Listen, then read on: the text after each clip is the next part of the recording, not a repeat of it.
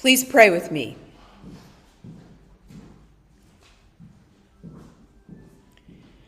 More of you, O Christ, less of me.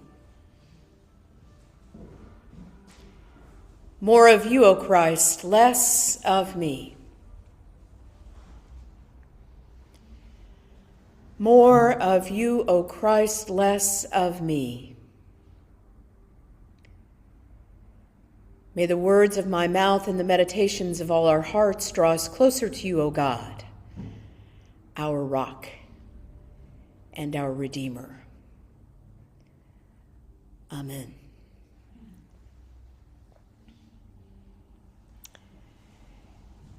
If you're going through hell, keep going, said the great Winston Churchill.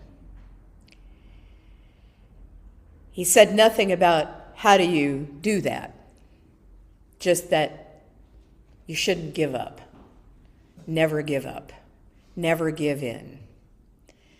We also, in more recent times, remember Senator Elizabeth Warren, who kept asking the question over and over of the chair of the Senate. And they ruled her out of order and silenced her for a week. And in that ruling, the leader of the Senate at the time said, nevertheless, she persisted. So persistence and being faithful are related. They're related, and in this particular parable, it's very important to always remember that parables are not allegories. God is not an unjust judge. And if you listen carefully to how this story is told, this parable is told, it's very clear that God responds quickly. God responds immediately. And certainly, would God be an unjust judge who has no respect for God or people? No, that is not who God is. So this is not an allegory. I have certainly heard this sermon preached as you should just pray to God, the unjust judge, who maybe, if you're persistent enough, will answer your prayers. That is bad theology. I could have said many other things, but that's bad theology. And it's not a parable. It's not a parable, because parables subvert paradigms. Parables subvert paradigms. So if you think you know what a parable means, you haven't thought about it long enough. And it's always difficult for us to kind of untangle some of these parables because we're 2,000 years later and in a completely different culture, and the world is as different as it could possibly be than it was when Luke was writing in, we think, Asia Minor. For example, Asia Minor now is known as Turkey. Let's just start with that. And we don't even really know where Luke was writing exactly. And we don't even know exactly when Luke was writing, but we do know that Luke really is fascinated by parables. Luke has more parables than all the other Gospels combined. There are some parables in Mark, and there are some in Matthew. There are no parables, I don't think, in John.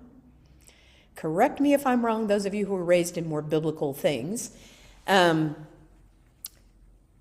Luke is absolutely mesmerized by parables, and there are more parables in Luke than any other gospel. And this parable exists only in Luke. So it's helpful to know that parables subvert paradigms. Parables are meant to make you think differently about what you think you know. So let's try to magically fly to Asia Minor in the first century. If we had a time machine, maybe we could do that, like Professor Peabody and Sherman we could go back and we could see what was Luke trying to get across to those early believers in Asia Minor, now known as Turkey. What teaching of Jesus was he trying to get across in this parable? Well, certainly he says on its face it's about persistence in prayer, that one ought to always be praying. But it is also about the nature of God. And you might wonder, why did I sing Not While I'm Around from Sweeney Todd? Because that song, when I hear it, of course, I see the context of it in Sweeney Todd. I did 32 performances at Houston Grand Opera of Sweeney Todd. And trust me, I see it in context, and I've seen it in other places as well. But I also hear those words, no one's going to harm you, no one's going to dare. And I think about mothers. Toby may be a young man wanting to protect Mrs. Lovett, but I think about families. I think about the mothers who carry their children trying to cross the Rio Grande. No one's going to hurt you, no one's going to dare. And then their children get snatched by ICE agents from their arms. Who's banging on the unjust judge's door then? They'd do anything. They'd do anything to get their children back. And some of us have taken up their cause, especially when we know the unjust judge has no respect for God or people. Persistence works against folks like that. And you can imagine in the first century when Luke is talking to them, Luke knows that Jesus' context was one of Roman occupation and huge corruption by the Jewish hierarchy. And the world is still pretty unstable. They call it Asia Minor because there were so many different places. And this begins with in a certain city, and you just know that in the same way that when you hear an unjust judge who has no respect for God or people, and I know there are names coming to your mind, I know there are, but I'm not saying it. When he says in a certain city, my suspicion is everyone listening to Luke knew what city and what story he was talking about. And I think he was telling a story about resistance to evil. As Toby sings, and the mothers of children who are in danger sing, demons are prowling nowadays everywhere. I'll send them howling. I got ways. So God is more like Toby and those mothers. But also, God stands with us at the doors of injustice with persistence and says you can just wear them down. If they have no fear of God or people, usually the only thing that's going to work is going to be just bother them so long they finally give in. Now there's another way to hear this parable that I do think Luke was also telling them. And this is on a spiritual level, not on a community or a political level. We all have internal unjust judges. Well, I shouldn't say that. I have one. How about you? Anybody not have one? I think most of us have inside of ourselves an unjust judge who judges everything we do. Now, this is a useful thing because it does help us correct our behavior when our behavior needs correcting, when we have done things that have caused ourselves harm or we have done harm to others, whether intentional or not. that judge, that internal judge, does say, you're really not living up to who you want to be, and helps us know what the right thing to do is. But I don't know about you, but my unjust judge is also really noisy. Dan, you mentioned like a radio station. Mine sounds like heavy metal, really loud heavy metal, that's just saying, you're terrible, you're awful, why did you do that? Just berating me. And without going into a therapy session, it does sound a little like my mother, but God bless you, Mother. You did your best. That unjust judge inside of us that can be really helpful can also paralyze us and can make us so miserable that we're tempted to give up. We're tempted to not do the things we need to do to keep ourselves well, to not do the things we need to do that keep us sane, to not do the things we need to do that would genuinely make of us the beautiful, gorgeous people that we really are. So, for example, this is, again, if this sounds like you, feel free to raise your hand. Keep working when I'm too exhausted. Yep. Keep working so that I don't actually have to hear the demons. So more hands. I don't have to hear the demon. Now, as my friend Yvette Flunder says, well, I'm preaching now. I'm saying something. I don't have to hear the demons. Keep working so that even though my body is paying for it, and my sanity probably too, it's more important than my rest, Randy. Right? More important than rest, more important, because everything is more important than me.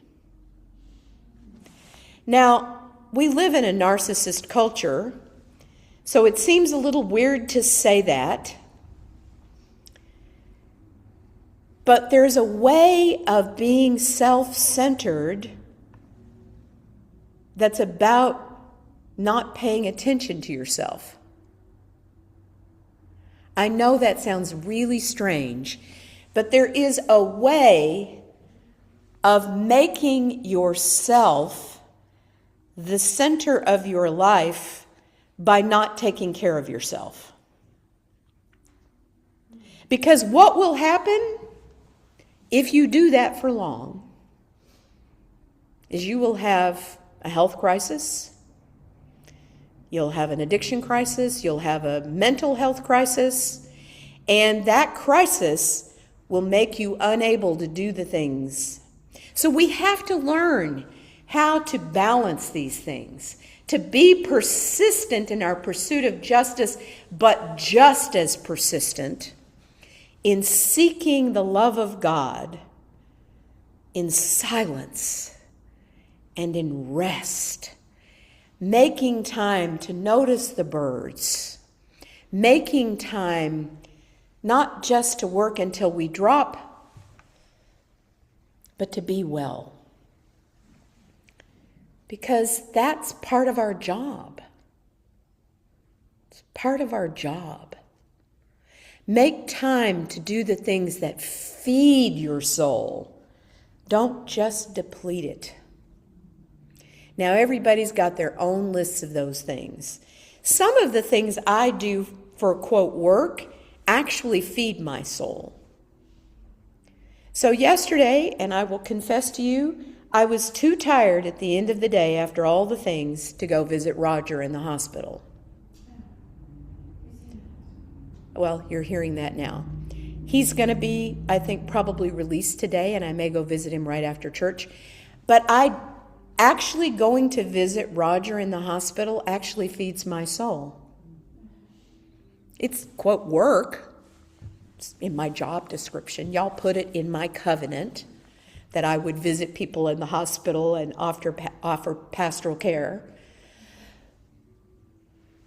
But sometimes I'm too busy doing other things that really aren't in my call, and that's why I'm so exhausted. So it isn't just about getting a good balance, it's also paying attention to how things affect you. Really doing the work and noticing, do you need more time alone? Do you need more time in community? Do you need some people to be completely out of your life? Do you need other people to be more in your life? Do you need to play the piano more? I need to play the piano more desperately. Desperately. I can't even tell you the last time I sat down at the piano. And that's just wrong for me. You all know that's wrong for me. So paying attention to what goes in and what goes out so that we have the strength and the courage to be persistent against injustice, and to also be persistent in keeping our internal unjust judge in their lane, helping us discern, but not beating us to death. Mine beats me to death sometimes. I'm just being truthful. And I don't think necessarily that stops. I think we just learn how to manage it. Like Dan said, we get to a state of mind that is much more prepared for whatever is going to happen, much more peaceful, much more attuned to the nuances of life. So here's one of my favorite spiritual practices, and we did it today. Just sing a chorus of peace, be still. Peace, be still. The storm rages. Peace, be still.